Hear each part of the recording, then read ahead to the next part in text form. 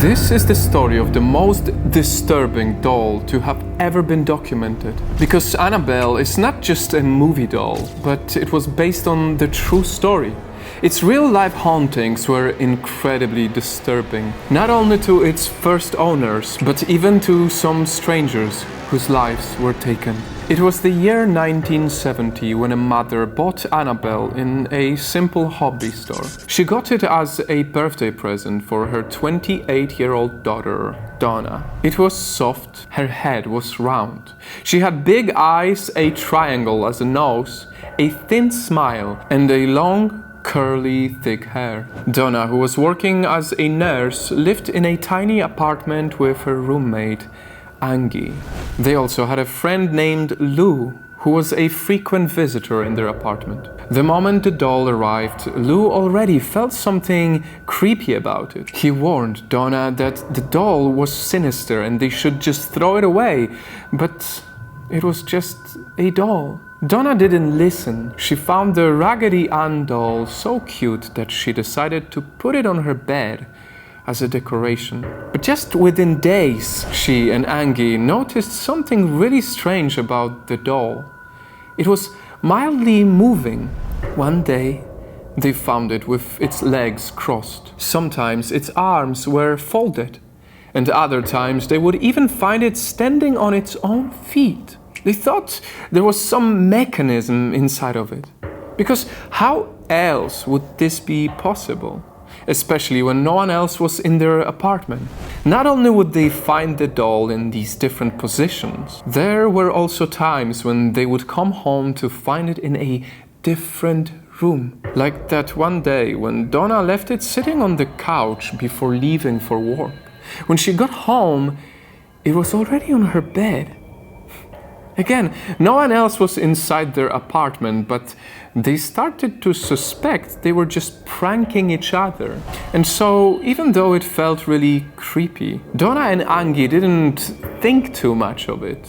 That was until something really creepy happened. One day, Donna and Angie found papers on the floor, and these were the words written: "Help us and help Lou." It looked like it was written by a child. They were even more scared knowing they never had parchment papers inside their apartment. At this point, Donna finally came to realize something was wrong with this doll. She looked at it closely and she got terrified. She saw what seemed to be blood drops on its chest and on the back of its hands. That moment, they decided to call an expert and find out the mystery behind the doll. That's when they learned about the story of Annabelle Higgins, a 7-year-old girl whose lifeless body was found in a field. And that field was exactly where their apartment is standing now. According to the expert, the spirit of Annabelle felt comfortable with Donna and Angie. That is why she wanted to stay in their apartment and be loved by them, thinking it was harmless. Donna decided to keep the doll until the scary signs became even more disturbing. And Lou, who right from the start showed that he didn't like the doll, became the target. One night, he woke up panicking. His eyes were open, but he couldn't move his entire body. He looked around, trying to figure out what was happening, until he looked down towards his feet. There he saw the doll, Annabelle, looking at him.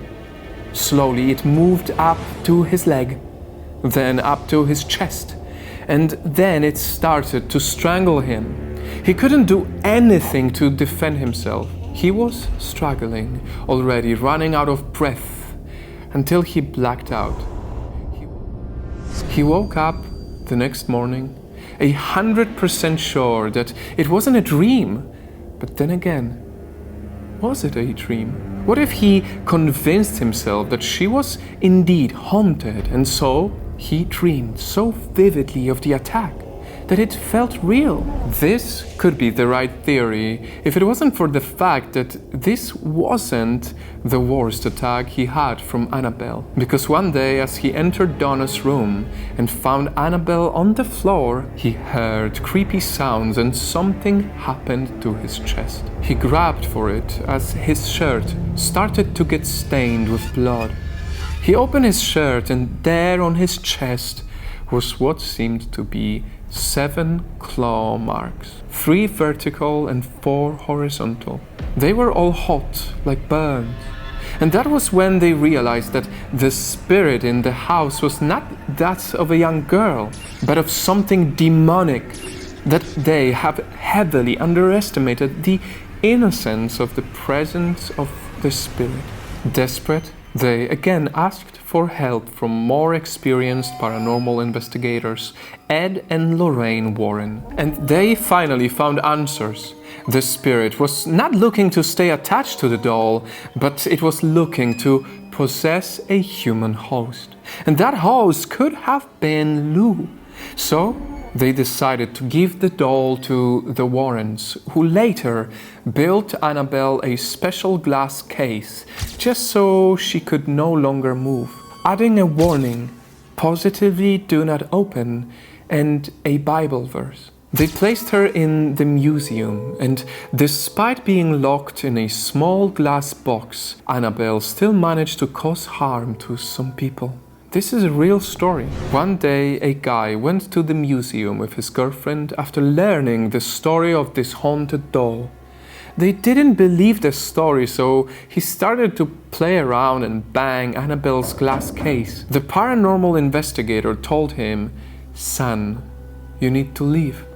And on their way home, they were riding a motorcycle, laughing, still making fun of Annabelle, but suddenly, the guy lost control and he died in that accident, while his girlfriend was hospitalized for over a year. And that's the story of the real Annabelle doll, who, by the way, still exists till today. What do you think? Do you think people came up with all of these happenings? Or perhaps there are so many unexplainable things in this world happening every single day. So all it leaves me with is to ask you a question. Whether you believe this story is real or not. If you had a chance, would you bring Annabelle to sleep next to you, or would you rather to keep her as far away from you as possible?